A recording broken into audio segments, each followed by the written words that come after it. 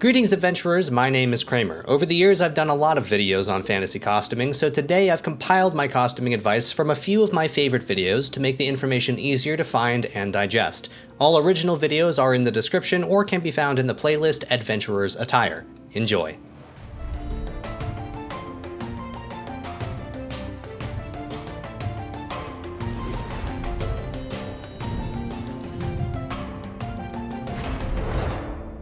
So the first part of this discussion is we have to define what the purpose of a costume is. That is how we can define whether or not it is good. So it is my humble opinion as an actor that a good costume should help tell the story, and more specifically the story of the character that is wearing it. I think the key in a good design for a character overall is that that design should physically encapsulate the essence of that character in a visual format so it's easy to understand. A good costume should help bring you into the world that that character is in. And if you're playing that character, then that costume should help you get into character as you are putting it on. And you can generally tell what a person does either for a living or what activity they're about to do based on what it is that they're wearing. And that should be the same for fantasy characters as well. How can we learn how to create better costumes? The first thing that you need to do is identify the form of your costume. Create a Pinterest board, create a collage of some sort. If you're good at drawing, you can draw a couple character designs. You need to identify exactly what the feel is, what story you're trying to tell. What are you saying with your costume? What should people think and feel when they look at it? That is what you need to identify first. And then once you have all of that narrowed down to the color palette you're going to use, the textures and types of materials that you're going to be using, whether that's linen or wool or some sort of velvet or suede, something like that. Once you have all of that narrowed down, it's very simple. All you need to do is decide what it is that you actually need to wear. Lining your garment with linen, as I have done to my jerkin, helps add to the overall feel of the piece and can help strengthen it a bit more. These, for the most part, are unisex. Women's should be a little bit longer, slightly different silhouettes, but just add a belt and you're set. Men's fashion has really taken the L in modern times. I think both men and women should avoid having boots that have pronounced heels, as heels were invented specifically to catch in stirrups for horse riding. So if your character or persona doesn't ride a horse, it doesn't really make any sense and it's just an accident waiting to happen. So here's a little tip for you from my personal experience. If you can, wear two belts, one just for your tunic and the one to keep all of your kit on, your knife and your pouches or whatever. That way, if you need to take your kit belt off, you're not actually undressing yourself. In the medieval period, belts go on your waist, above your hips. Belts that go on your hips are very much a modern thing because of the pants that we wear. When you are wearing your belt over your tunic correctly around the waist, it's going to shorten your torso and it's going to make your chest and your shoulders look broader. And on women, it's going to help accentuate your hips. Wearing your belt properly over your waist, above your hips, also gives the proper support your belt needs to hang pouches and knives off of it with proper weight distribution. Because instead of having to cinch the belt down so it doesn't just slide down your legs, it is balancing on your hip bones. So look what happens when I put my belt down on my hips like we might be used to in the modern day. This looks completely wrong. It makes my torso look disgustingly long, and it also turns my torso into one straight rectangle rather than having that coveted V shape. The most common places for deterioration to occur are generally at your joints, especially on your arms because you move them so much. So your wrists, your elbows, and your shoulders, you'll start to see wrinkles appearing. You'll start to see discoloration from light or from sweat, stuff like that. You can also run your clothes through the dryer a couple of times or just leave them out in the sun. I'm not telling you to damage your garments. Make sure that they're not going to shrink or tear or burn or anything like that. But that is a technique that was used on the Lord of the Rings set in order to add years of weathering without having to actually spend years doing it. In order to make sure that you actually enjoy wearing your garb and that it functions as intended is to make sure that you are choosing materials that are proven to work historically. Silk, linen, wool, maybe some suedes. Some materials are going to patina and weather better than other ones are. Stay away from synthetic fabrics. The human eye is very capable of identifying when there is synthetic fabrics. It's like uncanny valley, but for clothes. And synthetic fabrics are going to go from looking spotlessly clean to downright dirty with zero in-between or nuance. Try looking for materials that add some depth, have some texture, maybe a brocade or something that is embroidered, but you don't want something that is either printed on or ironed on. You want something something that you can touch and that you can feel, something that's real, that will create shadows when the light hits it. Black is going to be less versatile, it's going to absorb heat from the sun, which means you're going to get hotter, and it sticks out like a sore thumb when you see it underneath other garments. In addition to being historically inaccurate, black is also so dark that it tends to hide the texture of your fabric, making it appear very one-dimensional and flat, and then visually it just sort of creates this like black hole on your body while I'm looking at the rest of your costume. What is this costume for? Are you still going to Renaissance fairs just a couple of times a year? Are you going on your own adventures, that is camping or hiking of some sort? Are you participating in events, either historical or fantasy? Are you LARPing? We're still nowhere near the territory of stitch counting or thread counting, and you may never feel the need to be at that point, so don't necessarily feel pressured to.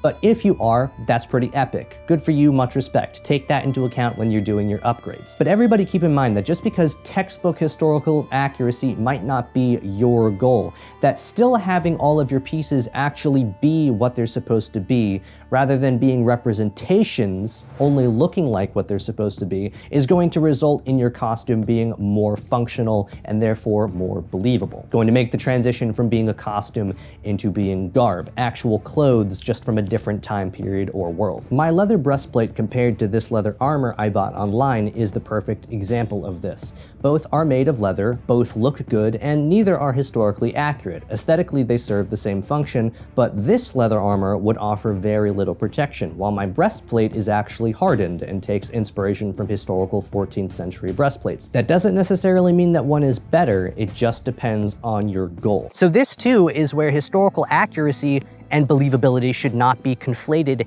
in a fantasy. In a fantasy, it is the internal consistency of that world that makes it believable. So let's take another look at Aragorn's costume, because it is also not historically accurate to the medieval period because of the addition of his long leather duster. Now, thought was given to that. It is green. It's not black, it's not brown, it is green. Good for camouflage, it was well thought out. But to my eye, his costume actually looks a lot more 18th century inspired than it does medieval inspired because of that long coat. His jerkin sort of acts almost like a waistcoat. Instead of buttons, it has ties, and then he has his long jacket. And then instead of giving him a musket like you would have in the 18th century, they gave him medieval weapons. So it's sort of an anachronism, right? And we know that the Long Hunters and Rogers Rangers from 18th century North America are very similar in their function to what we envision when we think of a medieval fantasy ranger. We just have to change the form. And so while Aragorn's costume is not medievally correct, it is also not recognizable as being 18th century. It is completely believable as its own thing. It is the intentional anachronism of these designs that make them timeless and believable as a real world. Not the real world, but a world that is real. So this cloak is essentially just a long rectangle with a slit cut in it down to about the center of the cloak lengthwise. It comes up over your shoulders, thusly. It has this mantelpiece that covers your front, but it actually provides more protection, in my opinion, and has the added benefit of being even more versatile than just a regular blanket. So a cloak of this style solves literally every problem that I've had with previous cloaks listed in this video. I have full range of motion, even with the cloak completely covering me, which is awesome because now the cloak is completely covering me, making it not useless. I have worn this cloak everywhere. I wear it just normally in everyday life. Like, if you were with me in college, you will know that the second cold weather hit, I was in this cloak. If there's any piece of equipment I can claim to have expertise with, it is this cloak. I have climbed mountains in this thing. Ruana cloaks are almost infinitely versatile. This is not the only way you could wear it. You could have it fully down if you just wanted to have it hang over the shoulders. You could actually throw both sides up and over if that's something you felt you wanted to do. With just the side hanging down like this, you could attach it with a brooch in any one of these combinations. This tail that sort of hangs down here, you can even tuck it into your belt so that you have even more mobility. And a problem you don't have with this cloak, because it's on the shorter side, but it still provides the same amount of protection, is that you can do anything. You can do acrobatics in it, you can sit down in it without getting caught up, you can crawl around, and it doesn't get in the way at all. And with the tail tucked in like this, it mitigates the amount of raw material that's going to be flapping around in the wind. but it still protects you while it's there. And you can even like put stuff in it as if it's a pocket, or just keep your hands in there if you're cold. If you wanted it up and out of the way because for some reason tucking it in your belt wasn't enough, it can come up over your shoulder. Looks a little jauntier this way. If you have the two-tone color, it can look kind of nice. It's a very versatile piece. If it is like torrentially downpouring and you want to have a bigger cloak, a great cloak. This one doesn't have a hood attached. You could easily attach a hood. I like my hood and my cloak separate because that modularity is more versatile, and versatility is key for me. And we can see here that because of the construction differences, the hood attached to the cloak flies off in the wind and the hood that is separate does not. But a cloak like this, you can fold it up in front of yourself and then belt it, and it's another tunic. And you can wear another cloak over it. This cloak becomes an actual garment other than a cloak. If you just fold it, it becomes a tunic. You don't even need another tunic. You could just wear this. And when I'm wearing it in the tunic style with the entire thing wrapped around my body, especially in the winter where I'm wearing my heavier wool tunic underneath it as well, it has the added bonus of making me look thick. It's very easy to look at a world or a character design and think, wow, this character has so many details. Those details make it more authentic. So in order to make my character authentic, I must add details to it.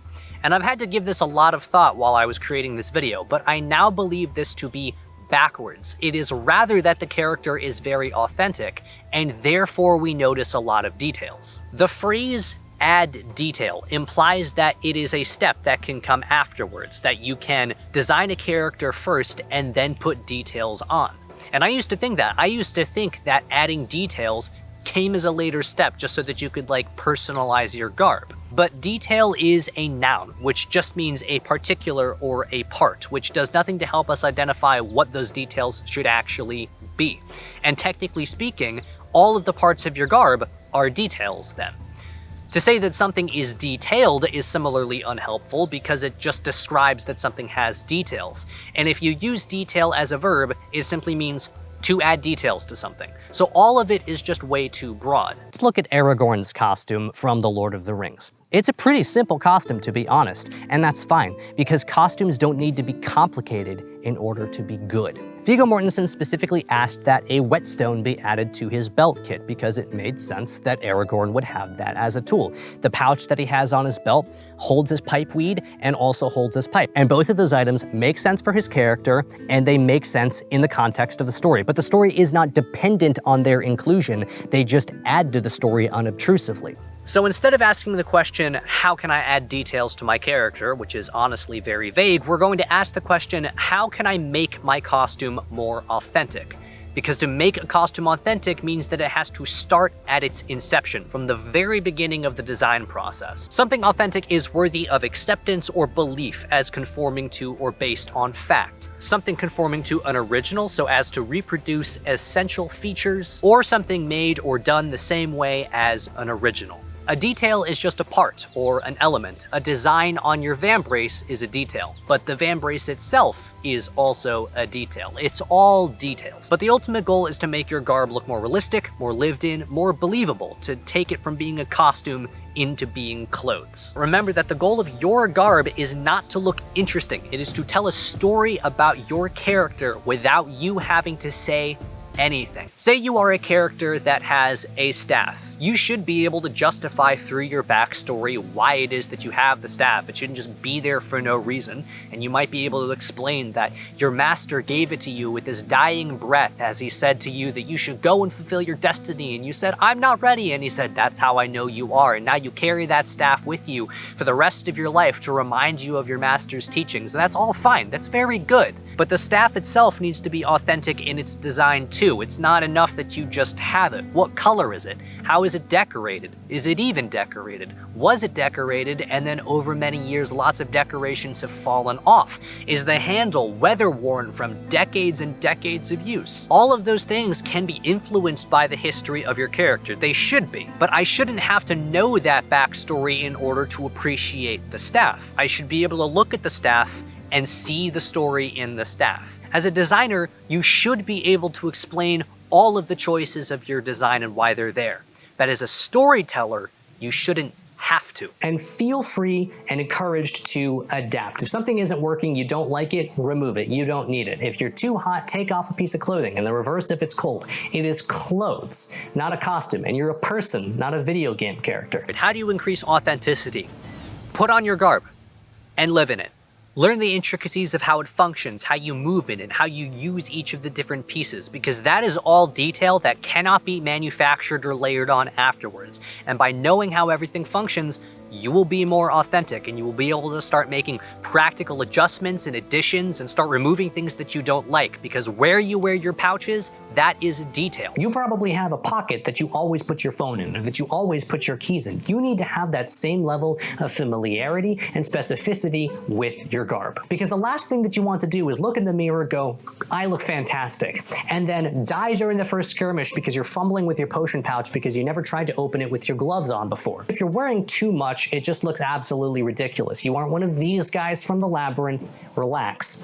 But if you're not wearing enough to like reasonably carry the things that you would need to have, like your keys, then you just look like you're a walking model for a costume and not a real person. If you are at the point where you're ready to either make a new purchase or start a new project because you feel like you've reached a plateau, one, that's really exciting, congratulations. Two, make sure that your house is in order and the foundations are set before you start decorating the walls. If you have the option between maybe picking up a really nice new tunic to use or getting a really fancily engraved leather pouch, just make sure you really know which one of them is going to be more helpful for you right now. Instead of buying a whole cheap suit of plate armor, do yourself a huge favor and just spend that money on one good cuirass or breastplate or whatever piece it is that you're looking at. It is going to look better, it is going to function better, and it is going to be able to be taken with you as you continue to level up your garb and add more pieces. Cheaper costume armor is going to bruise you and cause you discomfort at best, and at worst it could actually seriously injure you. And that is because it doesn't conform and attach to your body in the way that armor is supposed to. Real historical armor